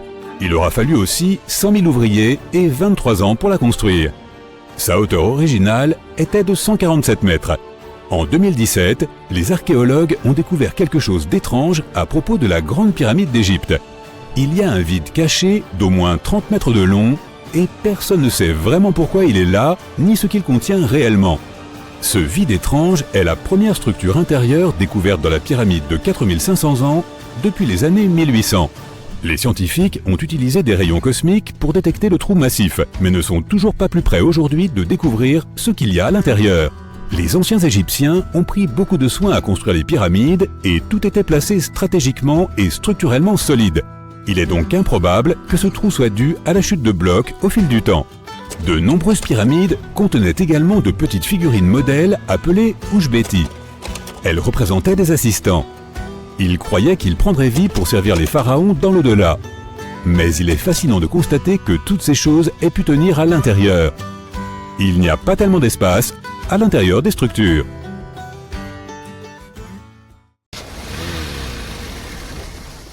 Et maintenant, nous nous trouvons il y a environ 5000 ans. Laisse-moi t'emmener dans l'Égypte antique, on est en 2550 avant Jésus-Christ. Devine quoi, la construction des grandes pyramides de Gizeh a commencé. Les gens ont appris à construire des cathédrales et des gratte-ciel, mais ce n'est que récemment que ces énormes bâtiments sont apparus. Même les scientifiques modernes ne savent toujours pas comment ces pyramides ont été construites il y a 5000 ans. Il n'est donc pas étonnant qu'elles fassent partie des 7 merveilles du monde antique. D'ailleurs, elles sont aussi les plus anciennes d'entre elles, et la seule merveille du monde antique qui existe encore au XXIe siècle. Il a fallu beaucoup de coopération pour construire une chose aussi massive, même pour les mesures d'aujourd'hui. Mais les pyramides de Gizeh n'étaient pas les premières de l'histoire. La première, appelée la pyramide à degrés, a été construite environ 80 ans avant la première pyramide de Gizeh, en 2630 avant Jésus-Christ, pour le roi Djoser. Elle n'était pas censée être extraordinaire, mais elle a fini par être très impressionnante. Il s'agissait d'une pyramide composée de 6 couches de pierre en escalier. Elle mesurait 62 mètres de haut, soit la hauteur d'un immeuble de 19 étages. Et c'était le plus haut bâtiment qui existe à l'époque. Mais ce n'était pas qu'une simple pyramide. Elle était entourée de tout un ensemble de bâtiments, y compris des cours intérieures. Dans l'Égypte antique, les gens croyaient à la vie après la mort. Alors tout le monde, surtout les rois, voulait s'assurer qu'ils avaient tout ce dont ils auraient besoin pour s'y préparer. Voici pourquoi le complexe des pyramides était parfaitement fourni avec de nombreux objets que les gens utilisaient au quotidien. Le complexe comprenait une pyramide et une sorte de palais. Ces bâtiments contenaient de nombreuses choses que le roi aimait et dont il pourrait avoir besoin un jour, comme des meubles, de la nourriture et des récipients en or.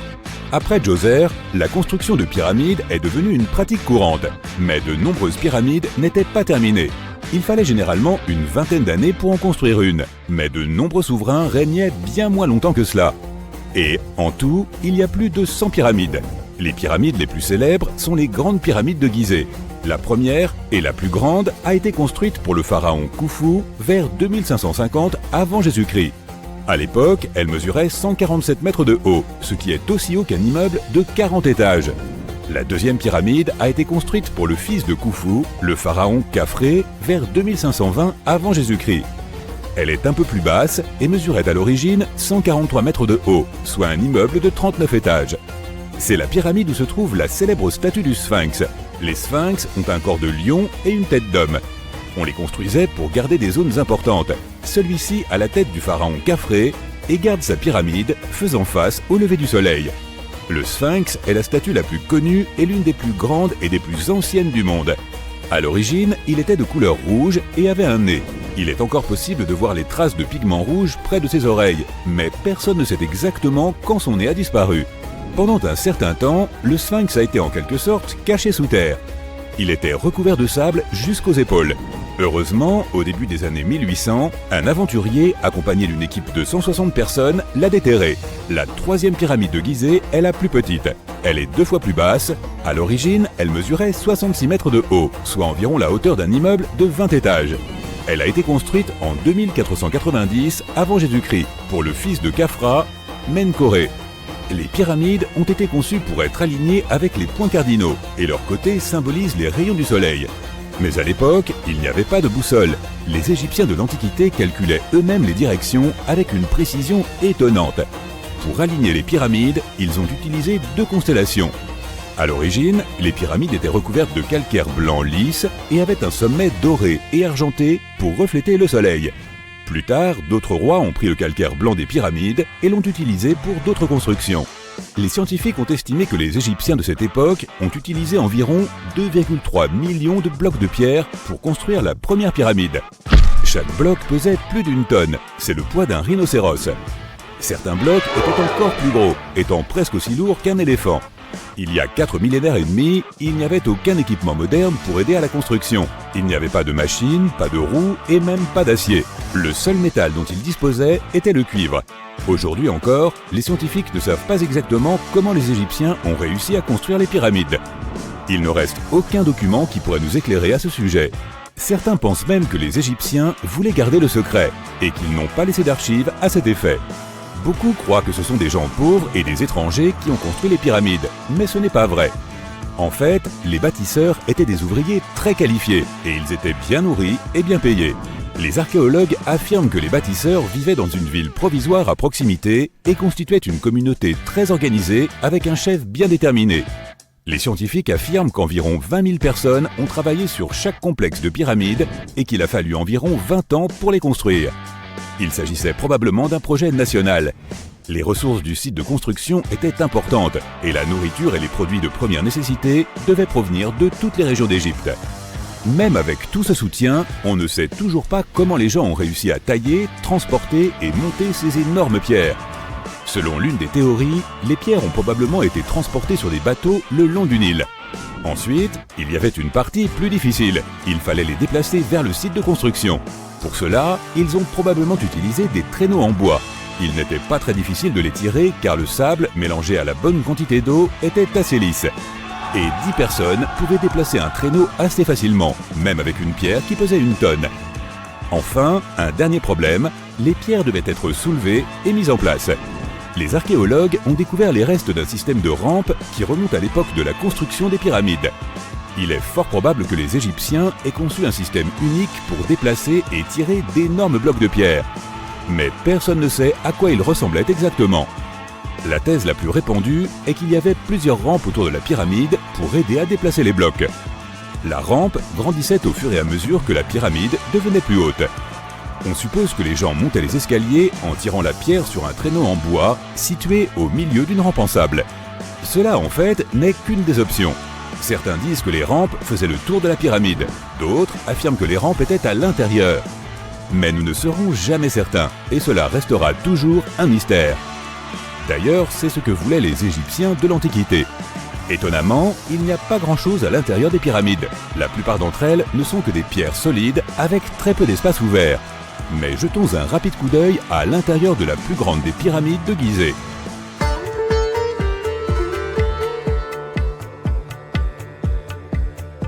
Depuis l'entrée, il y a 2 escaliers, l'un qui descend et l'autre qui monte. Celui qui descend vous emmène à une chambre située sous terre. C'est là que se trouvent les pharaons, mais pas dans cette pyramide, car Khufu voulait rester plus haut. La chambre souterraine est en partie inachevée. La pièce avec le sarcophage de Khéops est nommée la chambre du roi. On y monte à l'étage, puis on traverse la grande et longue galerie. Sous la chambre du roi, il y a une pièce appelée la chambre de la reine. Cependant, il n'y a pas de reine, et personne ne sait pourquoi la pièce s'appelle ainsi. Malheureusement, aucune de ces pièces n'a de hiéroglyphes sur les murs. Elles sont tout simplement vierges. Si tu veux en voir, tu dois aller dans les autres salles qui sont décorées. Ces œuvres d'art sont des représentations de la culture et de la vie quotidienne de l'Égypte antique. Les textes permettent aux chercheurs d'étudier leur langue et leur grammaire. Malheureusement, les trésors qui se trouvaient autrefois ici dans la pyramide ont été volés depuis longtemps.